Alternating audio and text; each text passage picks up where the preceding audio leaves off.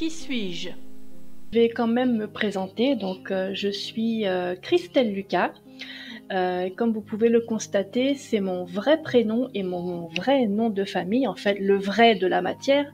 Je suis avant tout une jeune femme active, une maman et une grand-mère actuellement. Et toute ma vie, en fait, a été rythmée par des créations d'entreprises, des créations d'associations, puisque, en fait, depuis le début, j'ai eu comme mentor un oncle qui lui-même était entrepreneur et qui m'a beaucoup inspirée sur sa manière de faire, sa manière de lancer les choses. Et du coup, toute ma vie, j'ai pu mettre en place différentes activités qui me passionnaient et qui m'ont permis d'être qui je suis maintenant. Alors, entre autres, j'ai d'abord été, et je suis d'abord, j'allais dire, une créatrice. J'aime beaucoup tout ce qui touche à l'art plastique, à l'infographie, et pendant très longtemps, j'en ai fait mon métier. J'ai été infographiste à mon compte.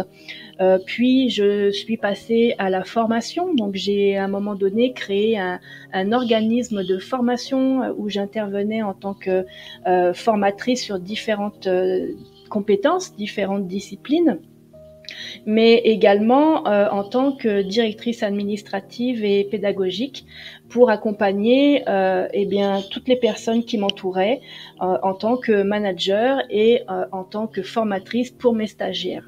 Et puis est arrivé un moment dans ma vie où Cristal, donc l'artiste, l'âme est apparue à travers un éveil assez brutal que j'exprime à un moment donné dans une de mes vidéos sur les réseaux, si vous voulez la retrouver.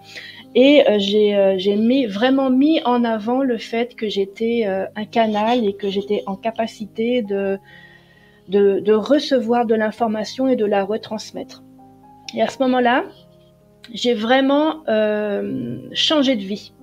J'ai tout changé dans ma vie, que ce soit personnellement, que ce soit professionnellement, et je me suis orientée vers donc les métiers du bien-être en pensant que c'était la solution de participer à des ateliers ou des formations pour être qui je suis en tant que praticienne.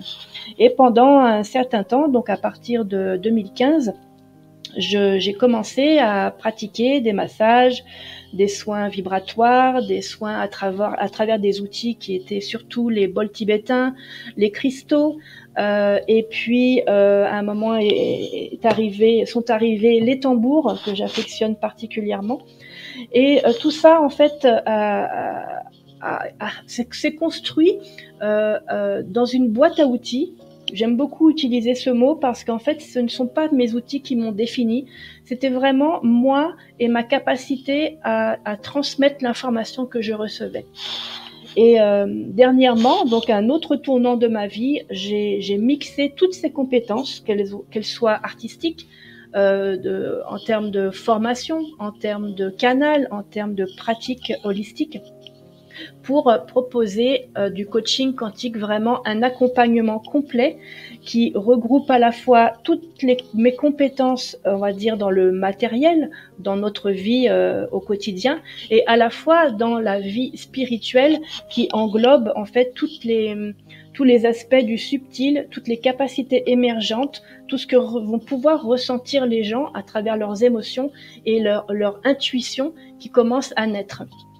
Et donc, à travers cela, j'ai pu mettre en place des cercles de partage, donc ce que j'appelle des cercles de lumière, où des personnes peuvent venir et partager leurs expériences à travers ça. Et c'est un véritable échange entre chacun et chacune. Et actuellement, ma grande mission, et vraiment c'est une mission de cœur, c'est de vraiment participer à l'alignement des gens, quels qu'ils soient, du moment qu'ils ont cette envie de progresser, qui sont dans une quête spirituelle, comme je l'appelle, qui sont en recherche d'eux-mêmes pour justement transformer leur vie sous tous les aspects.